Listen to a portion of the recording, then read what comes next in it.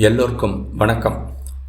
பணம் சம்பாதிக்கும் எளிய வழிகளை சொல்வீங்கன்னு பார்த்தா, என்ன சார் பங்கு சந்தையில் பணத்தை இழக்க 7 வழிகள் சொல்கிறீங்களே அப்படிங்கிறீங்களா? ஆமாம், இது மிகவும் முக்கியமானது. முதல் ஸ்டெப் தற்காப்பு. பணத்தை உண்டாக்குவது 2வது ஸ்டெப் தான். இது புல் மார்க்கெட் ஆனதால் வெத்து காகிதம் கூட கோபுரம் வரை பறக்குது. நிலைமை இப்படியே போகாது. 1990 முதல் 2024 வரை பல கிராஷ்களை நாம் பார்த்தது தானே. மேலே போனது கீழே வந்துதான் ஆக வேண்டும். இது இயற்கையின் நீதி. அதனால் நல்லது நடக்கும். நாம் வாங்கின எல்லா பங்குகளும் மேலே போகும்னு எதிர்பார்க்கும் அதே நேரம் மார்க்கெட்டு ரிவர்ஸ் ஆனால் நம்மளை காப்பாற்றிக்கிறதும் தெரிஞ்சுக்கணும். நீச்சல் கற்றுக்கிறதுல மிகவும் முக்கியமானது மூழ்காமல் இருக்கிறத படிக்கிறது தான். எதிலும் சிறந்து விளங்கணும்னா அந்த துறை சார்ந்த திறமை வேண்டும்னு தெரிஞ்ச நமக்கு பர்சனல் ஃபைனான்ஸை மட்டும் சாய்ஸில் விட்டுடுறோம். பங்கு முதலீட்டாளர்கள் எந்த 7 வழிகளில் பணத்தை இழக்கிறார்கள் என்று பேசலாம் வாங்க. நான் ஏஜிஎம் சுவாமி, பெங்களூரிலிருந்து. காரணம் number 1, behavioural issues are emotional investments. உணர்ச்சி வசப்பட்டு பை ஆர் செல் ஆர்டர் கொடுக்கிறது தான் அது. பயம், பதற்றம், பேராசை போன்ற உணர்ச்சிகள் எப்போதும் சரியான நேரத்தில் தவறான முடிவுகளையே எடுக்க தூண்டும். உதாரணமாக, சந்தை சரியற மாதிரி தெரிஞ்சா பதட்டப்பட்டு பயம் அதிகரித்து திடீரென கையிருப்புகளை விற்றுவிடுவது. பிறகு அது உயர்ந்துடும். மேலும் மேலும் உயருதேன்னு பேராசையில் வாங்கினால் அதுவே 52 வீக் ஹை ஆகி பின் கீழே சரிய தொடங்கும். பிறகு 52 வீக் லோவில் லாஸ் புக் பண்ணிட்டு வெளியேறிடுறது. இது தொடர்ந்து நடக்குது. உணர்ச்சிகள் மேலோங்கி இருக்கும்போது நிதானமான முடிவுகளை எடுக்க முடியாது. இது பங்கு சந்தையில் மட்டுமல்ல, வாழ்க்கையின் மற்ற சந்தர்ப்பங்களிலும் கூட. அதற்கு தான் தேவை முதலீடுகள் குறித்து ஆழ்ந்த ஆய்வுகள். எந்த முடிவையும் உணர்ச்சிகளின் அடிப்படையில் எடுக்காமல் அந்த பங்குகளின் மேல் உள்ள நம்பிக்கையின் அடிப்படையில் எடுப்பது. நீண்டகால முதலீட்டாளர்கள் அனைவரும் பின்பற்றுவது இந்த முறையைத்தான். அதைத்தான் வாரன் பஃபெட் சொல்கிறார். Be fearful when others are greedy and greedy when others are fearful. Long term இன்வெஸ்ட்மெண்ட்டை வலியுறுத்துவதற்காக அவர் வேறொன்றையும் சொல்லுகிறார். If you are not willing to own your stock for 10 years, don't ever think of owning it for 10 minutes. இந்த இடத்துல 10 வருடம் அப்படிங்கிறது தரமான கம்பெனி பங்குகளை ஐடென்டிஃபை பண்ணி முதலீடு செஞ்சுட்டா கொஞ்ச காலம் பொறுமையாக இருக்கணும் அப்படிங்கிற கருத்தை வலியுறுத்தவே. Not exactly 10 years. காரணம் number 2, investing without research R study. இது மிகவும் முக்கியம். சோசியல் மீடியா வந்ததால் there is an information explosion. Tips, suggestions இப்படி நிறைய வந்துட்டே இருக்கு. அது தவறில்லை. என்னுடைய பல செலெக்ஷனும் கூட அதிலிருந்து எடுத்தது தான். ஆனால் அதை எடுத்து அந்த கம்பெனியை ஸ்டடி பண்ணுற அளவுக்கு நமக்கு போதிய புரிதல் வேண்டும். கம்பெனியின் management, past records, future plans, நிதிநிலை, பங்கு மதிப்பு இப்படி நிறைய பேராமீட்டர்ஸில் அந்த கம்பெனியை பற்றி தெரிஞ்சுக்கலாம். அந்த தகவல்கள் எல்லாமே இப்போ பொது வெளியில் உள்ளது. அதை நுணுக்கமாக புரிந்து கொள்ளாமல் அல்லது நம் சொந்த ஆய்வுகளை செய்யாமல் மற்றவர்களின் அடிப்படையில் முடிவெடுப்பது எப்போதும் பலனை தராது. அவங்க சொன்ன பங்கையே கூட நாம் வாங்கினாலும் அதை ஏன் வாங்கினோம் அப்படிங்கிற தெளிவாக நாம் அறிந்திருக்க வேண்டும். ஸ்க்ரீனர்.in, மணி கண்ட்ரோல் போன்ற சைட்டுகளில் இல்லாத தகவல்களா? Sector wise, turnover wise, company wise இப்படி எந்த கேட்டகரியில் வேணும்னாலும் பங்குகளை வரிசைப்படுத்தி நம்மால் ஆராய்ச்சி செய்ய முடியும். அதற்கான அடிப்படை ஆர்வத்தை வளர்த்தி கொள்வது மிகவும் முக்கியம். அப்போதான் ஒரு பங்கு உயர்வதற்கான காரணமும் தெரியும், குறைந்தால் அதற்கான காரணமும் நமக்கு தெரியும். அப்போதுதான் ஏற்ற தாழ்வுகளை கண்டு நாம் பதட்டப்பட மாட்டோம். பங்கு சந்தையில் பணம் இழக்க வேறொரு முக்கிய காரணம் ஹர்ட் மென்டாலிட்டி. அப்படின்னா ஆட்டு மந்தை மாதிரி கூட்டத்தை பின்பற்றுவது. வாரன் பஃபெட்டுக்கு ஒரு குரு இருந்தார். அவர் பெயர் பெஞ்சமின் கிரஹாம். அவர்தான் உலக புகழ்பெற்ற தி இன்டெலிஜென்ட் இன்வெஸ்டர் அப்படிங்கிற புத்தகத்தை எழுதியது. நேரம் கிடைத்தால் அதன் வீடியோ ஆடியோ ஃபார்மேட் அல்லது ஒரிஜினல் புத்தகத்தை படியுங்கள். அதில் அவர் சொல்லுகிறார், முதலீட்டாளர்கள் பெரும்பாலும் கூட்டத்தின் போக்கையே பின்பற்றுகிறார்கள். அது அபாயம் நிறைந்தது. உச்சாணி கொம்பலை வாங்கி பிறகு சந்தை சரிவடையும் போது விற்று வெளியேறுபவர்கள் இவர்களே என்கிறார்.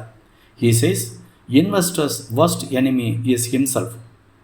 நீங்கள் மார்க்கெட் மூமெண்ட்டை கவனிச்சிங்கன்னா எந்த பங்கில் மூமெண்டம் அதிகம் தெரியுதோ அதையே தான் எல்லோரும் ஃபோக்கஸ் பண்ணுவாங்க. அப்பில் போனாலும் சரி, டவுனில் போனாலும் சரி, இவங்க பையும் செல்லும் இதன் அடிப்படையிலேயே இருக்கும். 2021 200 to 300 டைம்ஸ் ஓவர் சப்ஸ்கிரைபான பல IPO பங்குகள் 2024 40 to 50% குறைவான விலையில் ட்ரேட் ஆகுது. தனிப்பட்ட கம்பெனி பங்குகள் மட்டுமல்ல, செக்டர் ஃபோக்கஸும் அதே முறையை பின்பற்றியே ட்ரேட் ஆகுது. எனவே கூட்டத்தின் பாணியை பின்பற்றாமல் உங்கள் தனிப்பட்ட ஆய்வுகளை நம்பி நிதானமான முடிவுகளை எடுப்பது மிகவும் முக்கியம். அடுத்து, பணம் இழக்க எளிய வழி ஓவர் ட்ரேடிங். இந்த சார்ட்டை பாருங்கள். Higher the number of trades, higher the loss பண்ணியிருப்பாங்க அப்படிங்கிறத புள்ளி விவரங்களோடு ப்ரூவ் பண்ணியிருக்காங்க. பயிற்சி இல்லாமல் அடிக்கடி பங்குகளை வாங்கி விற்பதால் பரிவர்த்தனை செலவுகள், வரிகள், மற்ற கட்டணங்கள் அதிகரித்து மன உளைச்சலை உண்டாக்குமே அல்லாது நம் லாபத்தை அது கூட்டுவதில்லை. நாம் என்னதான் சர்க்கஸ் பண்ணாலும் மார்க்கெட் குரோத்தை பலராலும் ஓவர்டேக் செய்ய முடிவதில்லை. ட்ரேடிங் மட்டுமல்ல, மியூச்சுவல் ஃபண்டுகளிலும் இதே தான் நடக்குது. ஸ்டாக் சேல் பண்ணுற மாதிரி மியூச்சுவல் ஃபண்டையும் ஸ்விட்ச் பண்ணுறாங்க. 6 to 8 இயர்ஸ் ஒரே பங்கில் இருந்த காலம் ஒரு காலம். இப்போ 6 மாதத்திற்கு ஒரு முறை மாற்றுறாங்க. யாருக்கும் பொறுமை இல்லை. இதனால் காம்பவுண்டிங் பெனிஃபிட் பிரேக் ஆகுது. LTCG டேக்ஸ் பே பண்ண வேண்டிய நிலைமை ஏற்படுது. இப்படித்தான் லாஸ்ட் இயர் நான் சில ஃபண்டுகளை ஸ்விட்ச் பண்ணி நிறைய LTCG டேக்ஸ் கட்டினேன். இப்போ பார்த்தா அதே ஃபண்டுகள் மீண்டும் வளர்ச்சி பாதைக்கு வந்துடுச்சு. ஆக்சுவலி 7 to 10 இயர்ஸ் பீரியட் பார்த்திங்கன்னா பெரும்பாலும் எல்லா ஃபண்டுகளுமே மோரார்லஸ் ஒரே மாதிரியான ரிட்டர்ன்ஸ் கொடுப்பதை பார்க்குறோம். பணம் இழக்க வேறொரு காரணம் இக்னோரிங் ரிஸ்க் மேனேஜ்மெண்ட். உங்களுக்கு தெரியாததில்லை, சந்தையின் போக்கு நிலையானது இல்லை. அது அடிக்கடி மாறும். அதை யாராலும் கணிக்க முடியாது. அதற்கு ஒரே வழி ட்ரேடிங்கில் ஸ்டாப் லாஸ் போடுறது தான். பல செக்டர்களில் அல்லது பல கம்பெனிகளில் முதலீடு செய்து டைவர்சிஃபை பண்ணுறது தான். பாயிண்ட் நம்பர் 6 அதோடு சம்மந்தப்பட்டது தான் அன்டைவர்சிஃபைடு. Don't put all eggs in one basket. ஒரு கிரிக்கெட் டீமில் எல்லோரும் பவுலர்ஸாகவோ அல்லது எல்லோரும் பேட்ஸ்மேனாகவோ இருந்தால் அந்த டீம் எப்படி ஜெயிக்கும்?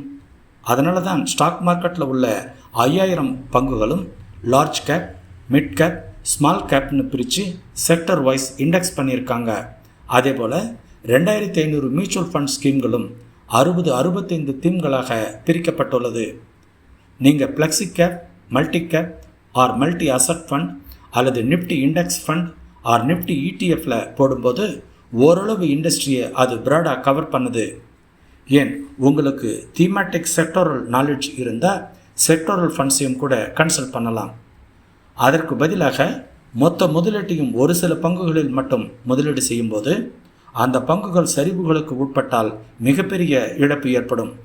ஒரு பங்கு அல்லது ஒரு துறை நன்றாக செயல்படாத போது அதன் பாதிப்பு நம் மொத்த முதலீட்டின் பர்சன்டேஜையும் பாதிக்கும். அதற்காகத்தான் நம் முதலீட்டை பல துறைகளில் பகிர்ந்து பரவலாக இருக்கும் வகையில் திட்டமிட வேண்டும்.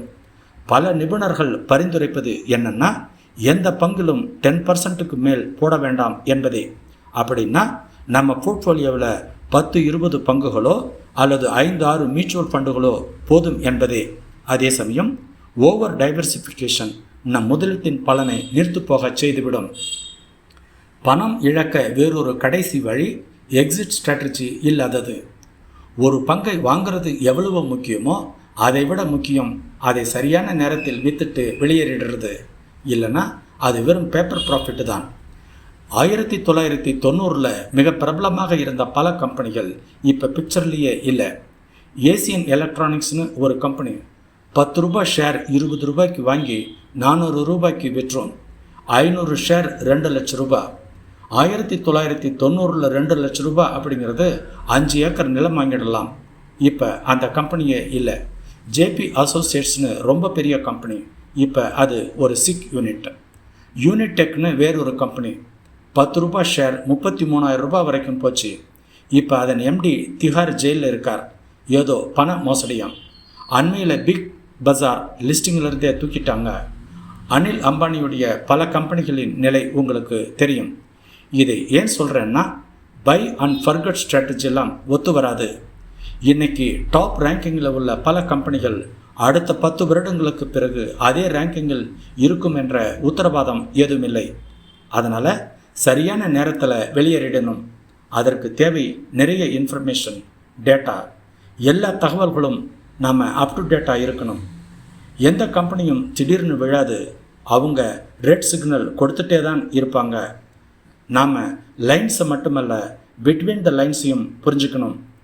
நாம் முதலீடு செய்த எல்லா கம்பெனியின் ஏஜிஎம் மீட்டிங்ஸை கேட்கணும். சேர்மேன் ஸ்பீச் போராக இருந்தாலும் கேட்கணும். காரணம், அதில் நிறைய தகவல்கள் கிடைக்கும். வேறொரு வகை என்னென்னா, நாம் எதிர்பார்த்த லாபம் கிடைச்சிடுச்சுன்னா விற்றுட்டு வெளியேறிடுறது, அல்லது நம் பண தேவைக்காக விற்றுட்டு ஹாப்பியாக வெளியேறிடுறது. தப்பே இல்லை. இறுதியாக, பணம் இழக்காமல் இருக்க நம்முடைய செயல்முறையை பரிசீலித்து எதையும் உணர்ச்சியின் அடிப்படையில் செய்யாமல் சரியான தகவல்களின் அடிப்படையில் தேவையான தொகையை மட்டும் முதலீடு செய்ய வேண்டும். நமக்கு பொருத்தமான திட்டம் இல்லாமல் முதலீடு செய்வது நிச்சயம் நஷ்டத்தை உண்டாக்கும். பங்குச்சந்தையில் வெற்றி பெற்றவர்கள் அனைவரும் தங்கள் பொறுமை, கட்டுப்பாடு மற்றும் ஆழமான கருத்துக்களை பயன்படுத்தியவர்களே. எனவே முதலீடு செய்வதற்கு முன் இந்த வழிமுறைகளை மனதில் கொள்ளுங்கள். உங்கள் பணத்தை பாதுகாத்து நீண்டகால வெற்றியை நோக்கி பயணியுங்கள். அடுத்த வாரம் ஒரு சிறந்த டைவர்சிஃபைடு போர்ட்ஃபோலியோவை எப்படி கட்டமைப்பது அப்படின்னு பேசலாம். வாங்க, நல்லதை பேசுவோம், நல்லதை பகிர்வோம். நன்றி, வணக்கம்.